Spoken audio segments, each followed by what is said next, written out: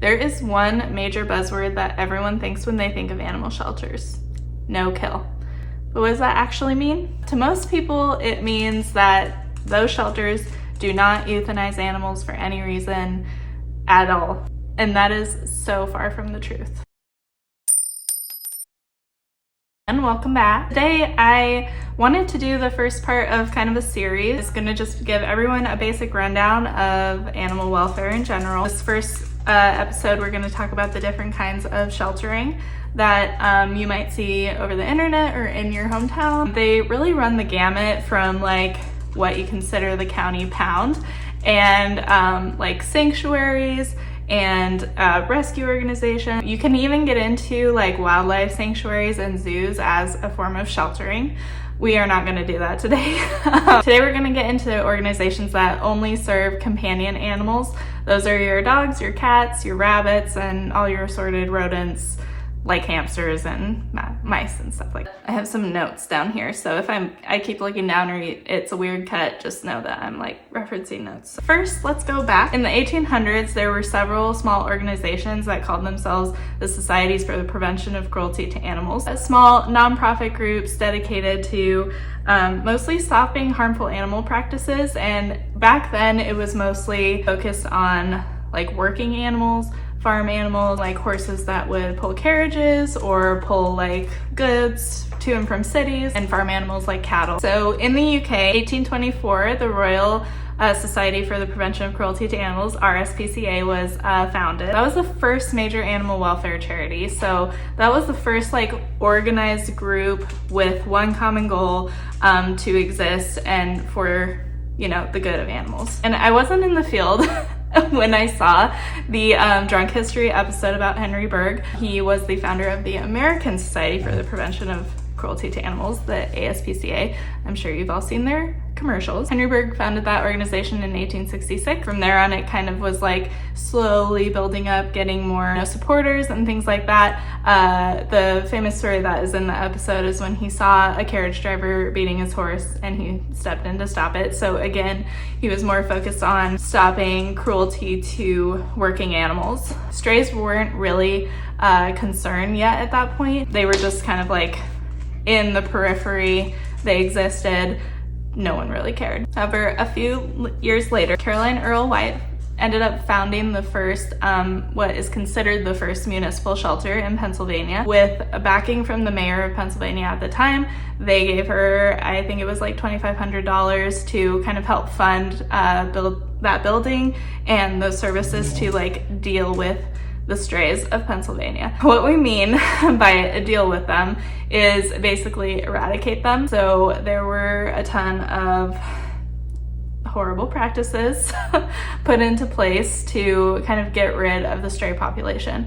At that point, you know, they were seen as a nuisance, sometimes a public health, public safety issue, and the main way to deal with that was to get rid of them. If you want to read more about the history in general of you know, preventing animal cruelty and everything that spans the gamut from like shelters to legislation, this book is so good. It is called For the Prevention of Cruelty. Really the full history of animal welfare in general. A lot of history and a lot about like legislation and things like that. And it really is like a great walk through societal thinking as far as animals go, especially if you're like going into law and you want to you know, deal with these issues. This is a great one. Even though like eradicating the stray population was the main focus,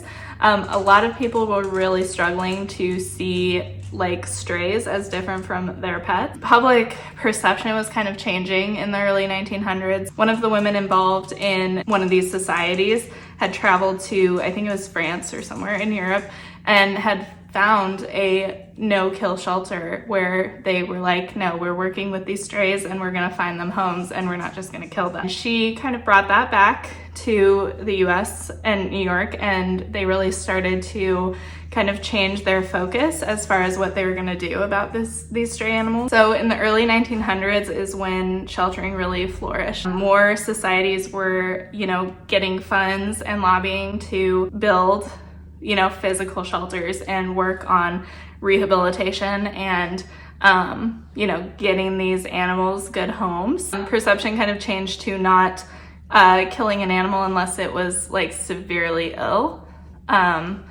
or injured or something like that. Now that we have a little bit of history, let's get into the different kinds of animal welfare organizations that exist today. And these are the most common ones you'll probably see if you are looking around your area. The first one is a municipal animal shelter. So that is a shelter that is run by the government. It's either run by your county or your city or something like that. And they usually only have like a specific area that they serve. City, county, it kind of depends. Like if you're a small little town, it's probably your town animal shelter versus like Phoenix has a bunch of counties and it's a big city, so they need to kind of break that up because all in one place would be way too much. So these would be kind of what we consider the pound, you know, in the past. That's what it would have been thought of as, and it also usually encompasses the duties of animal control.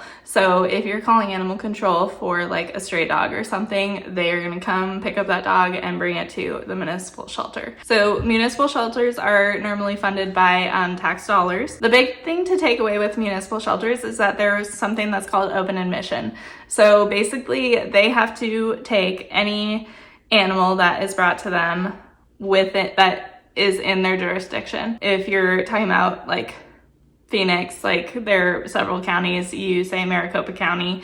If it's a person bringing it or it was found in the district lines of Maricopa County, they have to take that animal. They cannot turn away an animal regardless of age, health, behavior, breed, anything. They have to take it in. You know, I say that it's only in their, you know, city lines, but a lot of people find ways to work around that. An animal found over a county line will find its way into the shelter. It just happens. And that's usually because people kind of end up threatening shelter workers, be like, if you don't take this animal, I'm gonna go do something to it.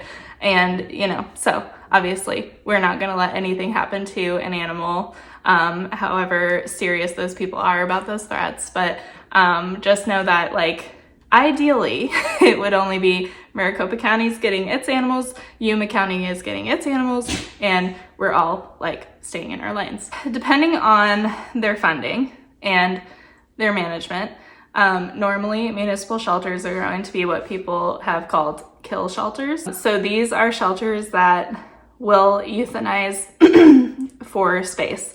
So if they are reaching capacity and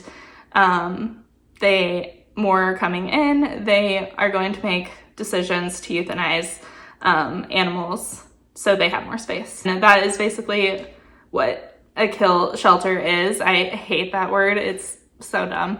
You will hear a lot of like anti-propaganda stuff about kill shelters killing healthy animals just because they want to, and, you know, just because they're terrible. And it's like, this is why we're making this video.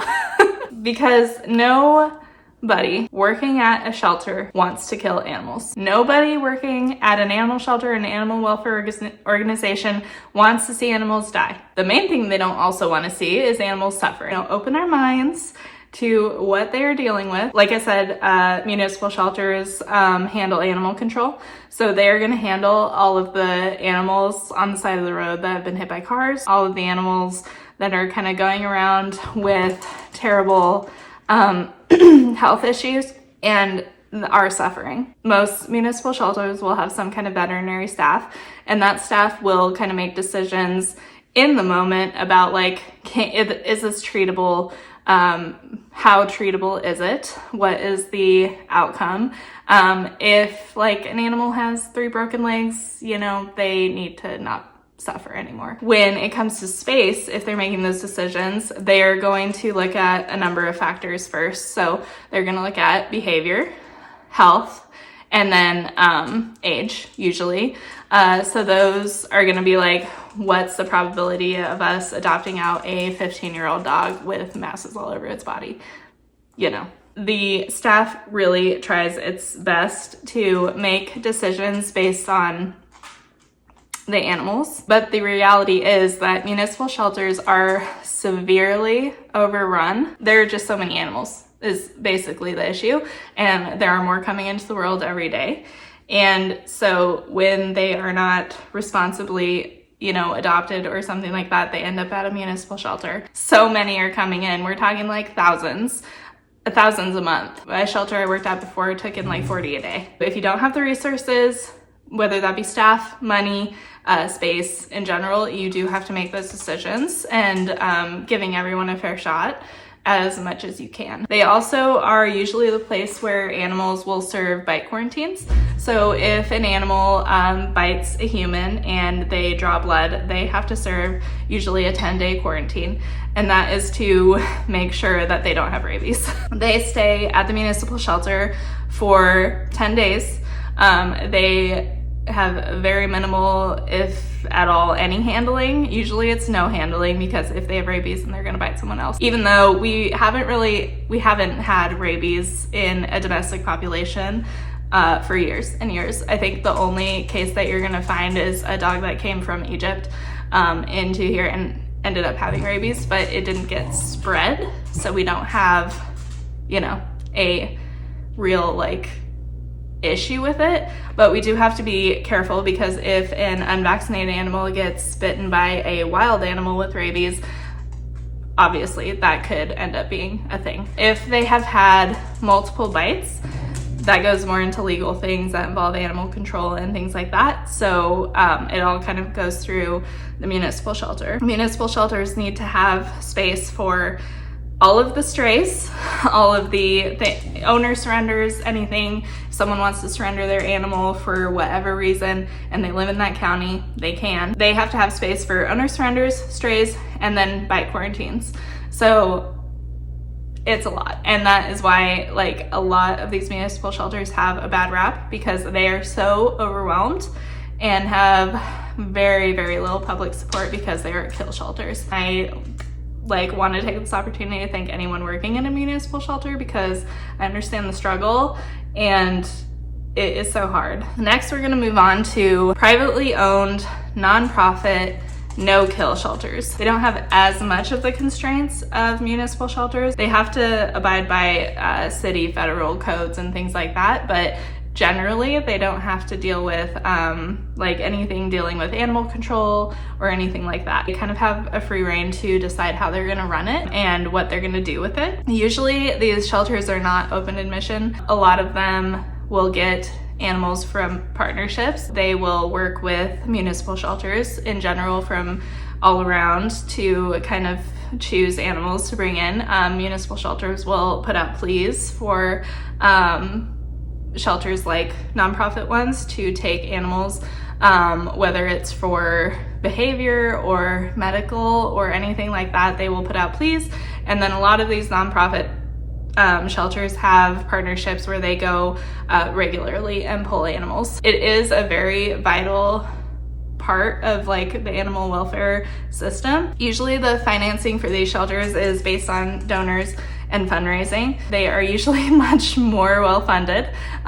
Usually they have their own dedicated marketing team, and they do events like 5Ks and bar crawls and things like that. So they are very much more well-funded, and they have a better image usually. Most of these shelters are no-kill. Here's where we get into this discussion. Basically what no-kill means is that this shelter does not euthanize animals for space. That does not mean that euthanasias don't happen. It doesn't mean that euthanasias don't happen at a high level. What it means is euthanasias are happening for one of two reasons. Either there is an animal who is very difficult behavior-wise and has been resistant to behavior modification training, just can't get past whatever mental issue they have. They will have multiple bites on their record. The shelter, whoever is making those decisions has decided that they are a threat. They cannot be adopted out safely.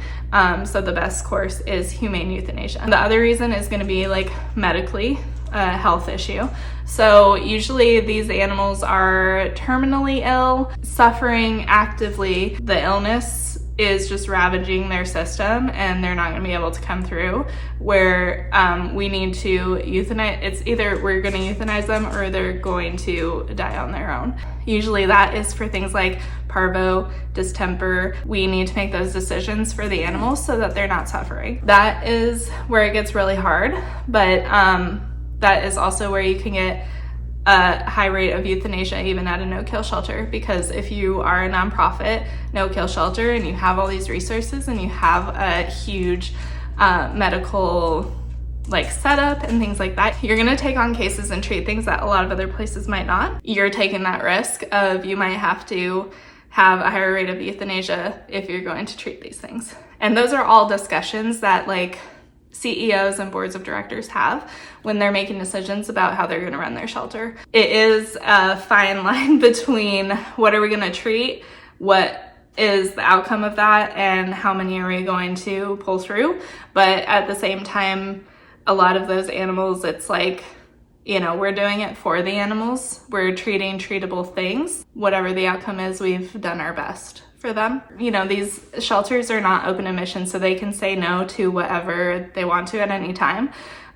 So if I'm working at one of those shelters and someone asked me to take a parvo dog and I already have like 20 parvo dogs that I'm treating, I can say no. Even though we treat parvo, I'm at my capacity and I have the ability to say no without sacrificing like my level of care for the patients I already have. So that is something that I really like about it, having worked kind of in both places.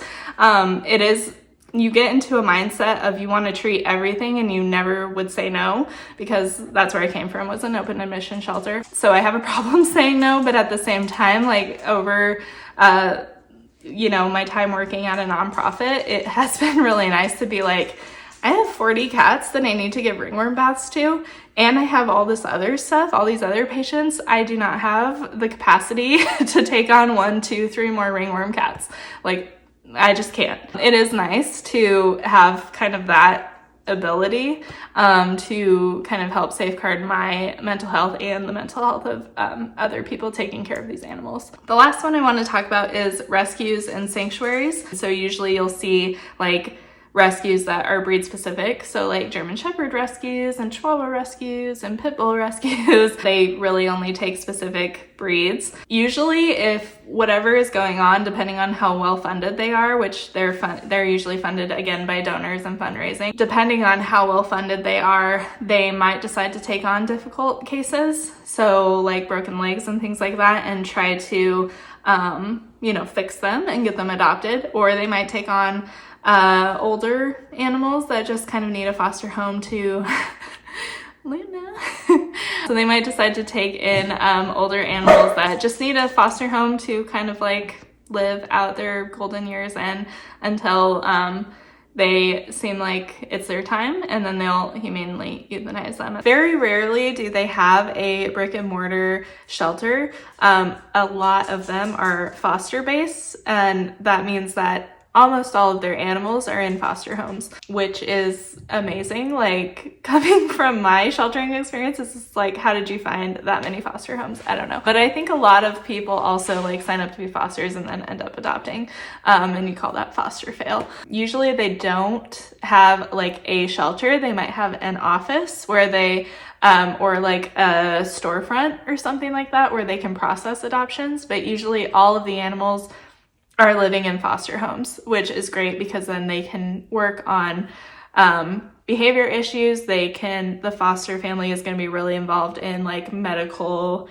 recuperation, things like that. And then they can really see how the animal is going to be in a home, which is something you don't get a lot of at a shelter. Those rescues are really great because if you have a difficult case, and you're kind of at a standstill at your shelter, reaching out to breed-specific rescues can be a real godsend for them. There are also rescues that are just like small dogs, and then they'll take like any kind of small dog with any issue, or call them geriatric or senior pets. There are rescues for that. There's like a rescue for everything. If we're talking sanctuaries, mostly you'll hear wildlife sanctuaries, but there are sanctuaries for companion animals. If you've ever seen the show Dogtown, I think that's on National Geographic, but that is showcasing a portion of the Best Friends Sanctuary, which is partly a shelter, but it's also a sanctuary where difficult animals, usually behavior issues, can just go and live, and that's where they live, and they're not going to get adopted because they're not safe for whatever reason, but they can just go live there and get taken care of and live a good life. But especially Dogtown and Best Friends, if you I know we've all heard of it, but if you've ever read into Michael Vick's dogs, there were, I think, at least a couple dogs that ended up going there and staying there through their lifetimes. I really love the idea of sanctuaries because in my heart, like, the animals that have my heart are the old ones. So like my dream would be to open up like a senior animal sanctuary, like a retirement home, and I would call it Shady Paws. So it is nice when you have financial capacity to do that. But again, it's like, that is all. They have dedicated marketing, they have dedicated staff, they really well funded, and they can do those things. But that doesn't, change the fact that municipal shelters are completely overrun and still need help from everyone that can. I did want to talk about another kind of bonus one. I don't know how common it is, but it was my first shelter experience. So I will kind of talk about it a little bit. Basically, there are shelters that are privately run, but they take over the responsibilities of municipal sheltering. So it's a nonprofit, privately owned company that performs animal control services and municipal sheltering services. The shelter I worked at had like a board of directors and a CEO, and we did events and we had marketing and all of this stuff. We had a gift shop, all this stuff, but we also were where animal control brought those animals, where all of the owner surrenders or Good Samaritans brought found animals, things like that. So we were open admission. We wouldn't say no. I'll talk more about that sheltering experience, but I really enjoyed it because it was kind of the best of both worlds, where we had a lot of resources and we had a lot of money. In some ways, there was a lot of stuff they were trying to do with that shelter, like a lot, and almost overextending. But we did have a lot of medical resources and things, and we could do a lot.